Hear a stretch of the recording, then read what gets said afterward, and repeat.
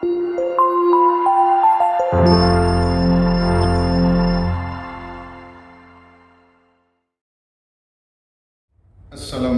warahmatullahi wabarakatuh. Perkenalkan, nama saya Muhammad. Saya mahasiswa semester 6 jurusan Ekonomi, program studi Ekonomi Manajemen di Sekolah Tinggi Ilmu Ekonomi Serasan Muara Enim. Saya tergabung dalam kelompok 7 KKN Angkatan 20 tahun 2021 dengan dosen pembimbing lapangan saya, yaitu Ibu Sri Hayu Rahayu SOS MM. Saya sedang melaksanakan KKN FH atau kuliah kerja nyata berbasis online atau video dari rumah dengan program kerja yang saya buat dengan tema Tip mendampingi anak belajar di rumah selama pandemi COVID-19 yang saya laksanakan di Kelurahan Tanjung Enim, Kecamatan Lawang Kidul, Kabupaten Muara Enim. Berikut video program kerja saya. Assalamualaikum warahmatullahi wabarakatuh. Baik, bapak-bapak, ibu-ibu semua, adapun yang saya akan sampaikan di forum ini yaitu tip mendampingi anak belajar di rumah selama pandemi COVID-19. Yang pertama, memberi suasana belajar yang kondusif. Maksudnya, memberi suasana belajar yang kondusif ini adalah dengan mempersiapkan suasana belajar yang kondusif, nyaman, dan aman. Terkadang anak mungkin akan merasa bosan ketika terpaksa harus berdiam diri di rumah. Oleh karena itu, kita bisa menyiapkan ruangan khusus yang membuat anak menjadi lebih semangat untuk belajar. Misalnya seperti menyediakan meja belajar khusus, tidak ada suara televisi, musik keras maupun percakapan yang lantang. Selain itu, kita bisa mengizinkan anak untuk istirahat sejenak sambil menyiapkan cemilan atau minuman favoritnya. Selanjutnya, tips yang kedua, membuat jadwal belajar hariannya, yaitu dengan membuat jadwal belajar harian, kita bisa memastikan bahwa jadwal pelajaran anak tersusun dengan rapi, mulai dari bangun pagi di jam tertentu, sarapan, kapan mulai belajar, waktu istirahat, hingga berakhirnya sesi belajar. Berapapun usia anak, mengajarkan mereka untuk selalu menepati jadwal harian yang sudah ditetapkan bisa menjadi pelajaran hidup tersendiri. Oleh karena itu, kita memang harus melatih mereka sejak dini. Ditambah lagi belajar di rumah, tidak ada bel yang menjadi pengingat ketika bergantinya jam pelajaran. Dilansir dari situs The Asian Foreign Indonesia yang mengutip dan New Times, belajar di rumah nyatanya bisa membuat anak belajar untuk mengatur dirinya agar lebih disiplin. Tak hanya itu, membuat jadwal belajar harian untuk anak juga bisa membantu mereka agar bisa terencana sehingga proses belajar mengajar di rumah menjadi lebih efektif. Tips yang ketiga, waktu belajar yang disesuaikan. Maksudnya di sini waktu belajar yang disesuaikan bukan berarti kita harus memberikan waktu yang sama ketika belajar di sekolah. Kita juga perlu menyesuaikan dengan kondisi anak kita. orang tua serta lingkungan di rumah jangan pernah menargetkan anak untuk bisa menyelesaikan tugas dalam satu waktu, sementara orang tua juga memiliki tugas lain yang harus dikerjakan. Sebaliknya, kita bisa menetapkan target yang harus dicapai oleh sang anak perharinya, sehingga anak akan terbebas dari stres. Dan irama belajar mengajar di rumah juga menjadi lebih efektif. Waktu belajar yang disesuaikan sehingga irama belajar mengajarnya di rumah juga menjadi lebih efektif. Ibu-ibu, bapak-bapak, itu tip yang ketiga.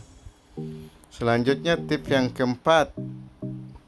Karena kita posisi saat ini belajar dalam jaringan atau daring atau belajar dari rumah secara online, maka tip yang keempat, kita harus mempersiapkan dana khusus untuk kuota internet. Kuota internet yang dinamakan sebagai belajar online, tentu rumah harus difasilitasi dengan kuota internet atau wifi guna kelancaran proses belajar mengajar. Oleh sebab itu, kita bisa menyisihkan sebagian dari anggaran rumah tangga bulanan untuk dana kuota internet atau wifi yang untuk sang anak belajar. Karena tingkat penggunaan internet di rumah tentu akan semakin meningkat. Tak hanya untuk belajar saja, hadirnya wifi bahkan juga bisa dimanfaatkan untuk orang tua yang diharuskan untuk belajar dari rumah. Akan tetapi tentu kita juga harus memperhatikan secara benar akses penggunaan internet. Jangan sampai hadirnya internet itu sendiri justru membuat anak menjadi kecanduan gadget atau main game. Jadi dengan ada kuota internet atau wifi di rumah, kita harus lebih memperhatikan jangan sampai anak-anak di rumahnya main game atau kecanduan gadgetnya itu sendiri, bukannya belajar. Itu kita harus memperhatikannya. Terus selanjutnya tip yang kelima.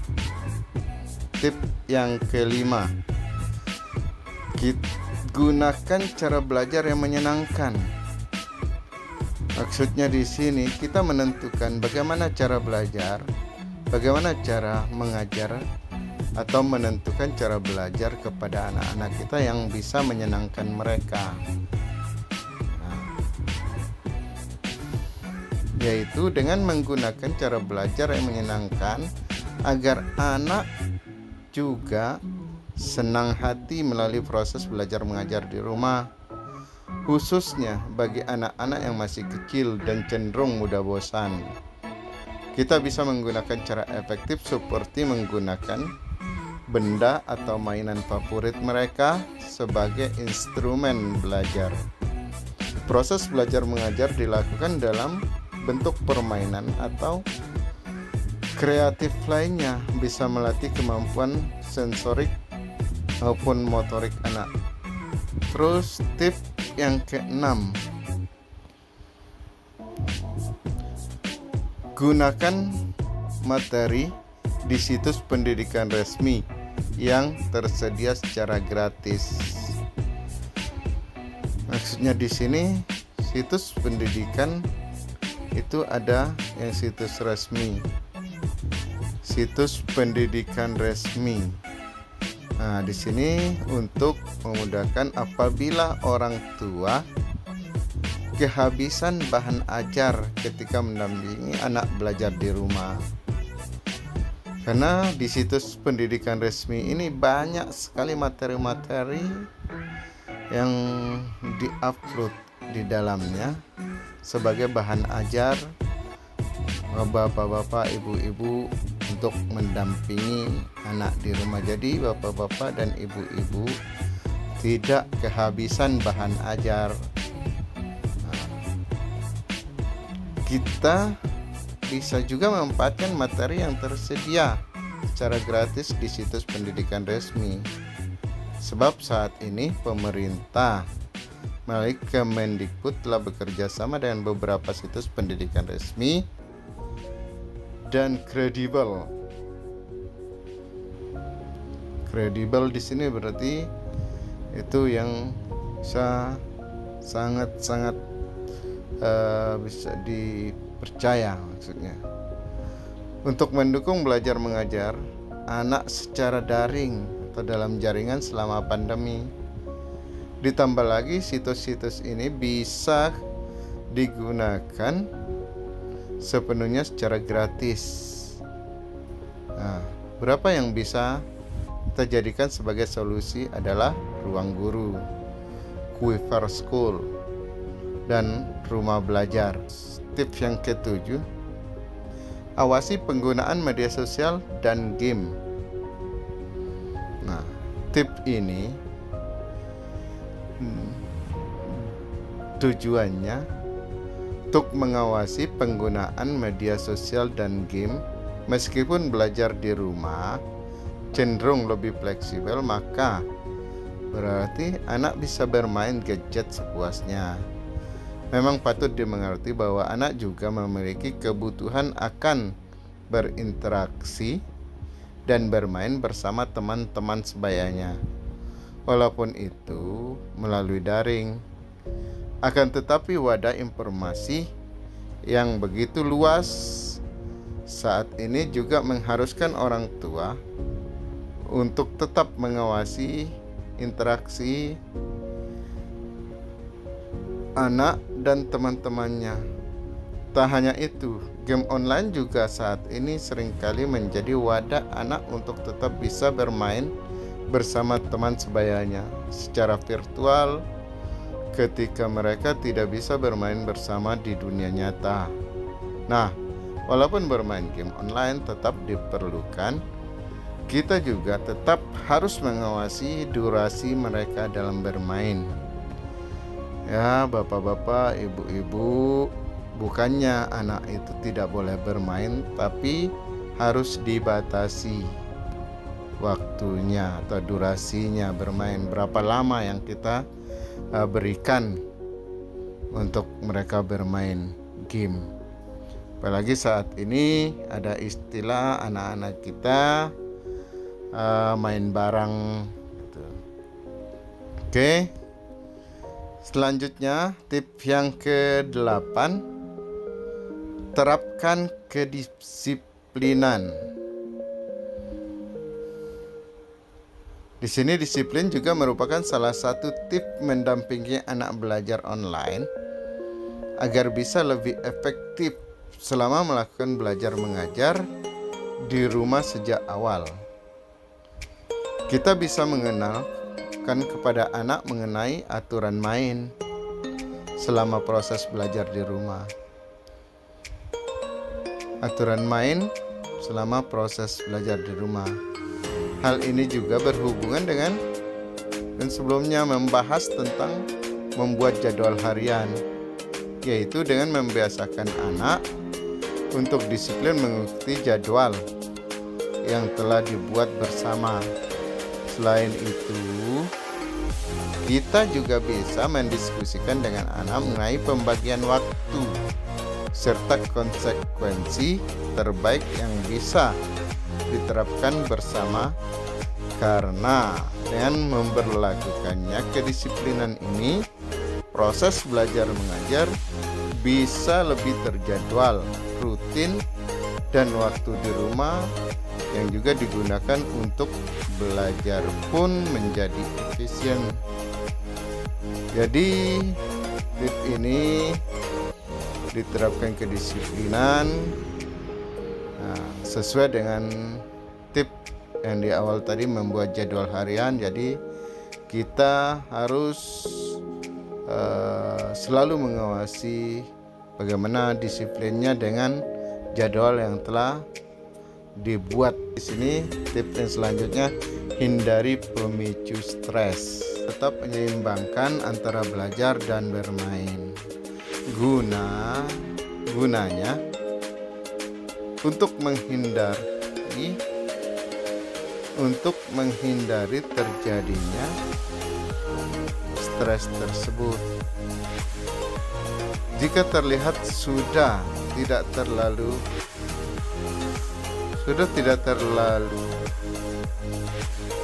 atau kurang tertarik dengan belajar, kita bisa mengajak anak untuk beristirahat sejenak. Demikian, dan saya tutup dengan ucapan Assalamualaikum warahmatullahi wabarakatuh.